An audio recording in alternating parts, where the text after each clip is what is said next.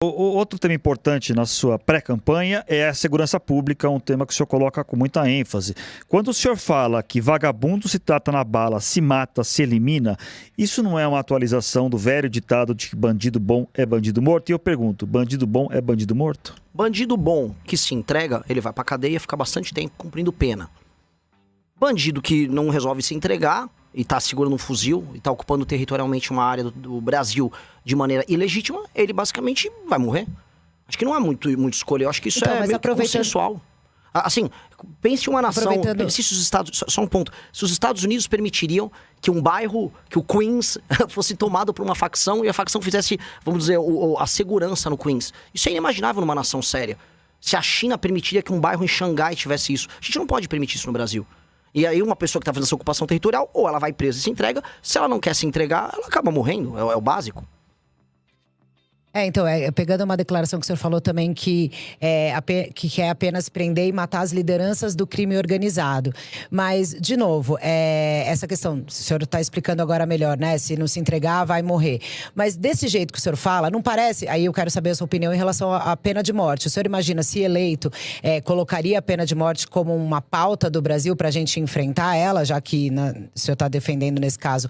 Claro, né? Enfim, são criminosos, etc. Mas a gente não tem pena de morte no Brasil. Aí eu queria sua opinião sobre isso, também misturando um pouco, já aproveitando com a questão religiosa, né? Eu não sei exatamente como é que o senhor vê essa questão, que é uma questão que tende ali a, digamos, afastar uma parte do voto cristão, digamos assim. A gente tem pena de morte no Brasil e a pena de morte ela é executada pelo crime organizado nos seus tribunais próprios, ocupando de maneira ilegítima pedaços do Brasil. A gente tem pena de morte na Rocinha. Mas o senhor como presidente… Calma, deixa eu molhar o bico. O presidente da República nem sequer com essa Constituição pode instituir a pena de morte. Porque é cláusula pétrea, a gente nem pode fazer isso. Isso seria numa discussão a posteriori que vale a pena a gente ter de uma constituinte num momento novo. Com a Constituição que nós temos agora, a gente pode aumentar muito as penas, que é o que eu pretendo fazer de pronto. Aumento de penas. E quando eu falo no prender ou matou, a discussão que nós temos que ter, que envolve o combate ao crime organizado, é colocar muita energia e muita ênfase nesse enfrentamento, na reocupação do território brasileiro. O entendimento que o Estado brasileiro tem que ter de que aquele território é dele.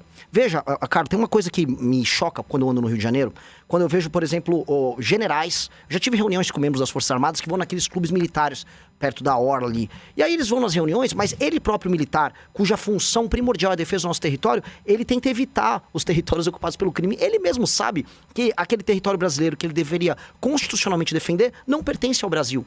Mas ele vive naquela loucura que nós passamos a aceitar de que o crime organizado realmente é dono, é legítimo. Então, o que eu estou chamando é uma convocação por parte do Estado brasileiro a uma guerra para retomar territórios que são brasileiros e cidadãos brasileiros que estão na mão de gente que não tem o direito de controlar eles. A família do Marcinho VP não pode controlar pedaços do Brasil. Inclusive, o senhor defende algo chamado direito penal do inimigo, salvo engano, né? Sim. Que é pelo que eu andei lendo, que o senhor está defendendo, seria algo como algumas situações, alguns criminosos não teriam os mesmos direitos em julgamentos de defesa, de advogados, eventualmente, criariam um sistema jurídico próprio para algumas pessoas, algumas categorias de crime.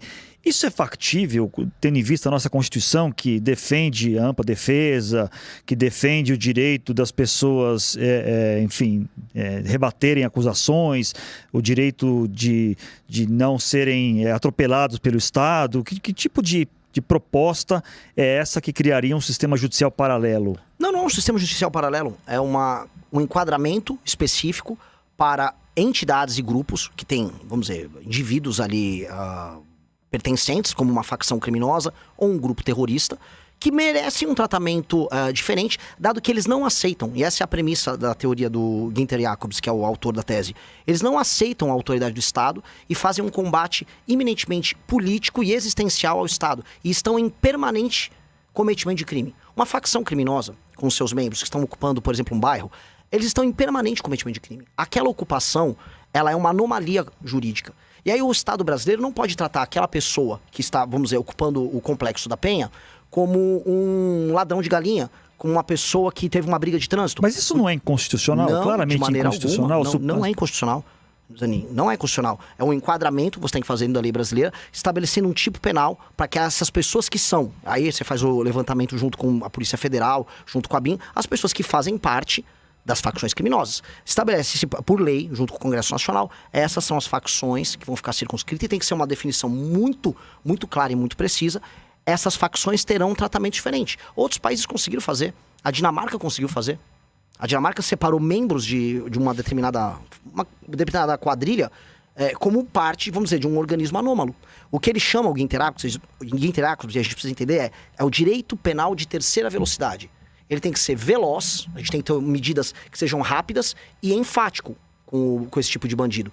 Não dá para eu chegar por um membro do Comando Vermelho, ele tá com um fuzil na mão, não, mas eu tenho aqui minha presunção de inocência. Um sujeito que tá com um fuzil, um sujeito que tá fazendo uma ocupação territorial, o chefe de uma facção, ele não tem presunção de inocência. Ele é um inimigo do Estado, igual o Osama Bin Laden ou igual qualquer terrorista é. Ele é anômalo, ele está numa posição anômala. Isso é um fenômeno, vamos dizer, que o direito começou a discutir, especialmente com o surgimento de organizações terroristas no século passado, anos 70 e 80, para responder a essa demanda. E é legítimo que exista isso e a gente precisa ter isso. Até porque uma pessoa que está cumprindo a lei e eventualmente comete um delito, ela tem o direito de defesa dela garantido. Agora, uma pessoa que faz parte de uma facção que está permanentemente violando direitos humanos, não. Carla. Agora, por exemplo, nessa discussão de segurança pública,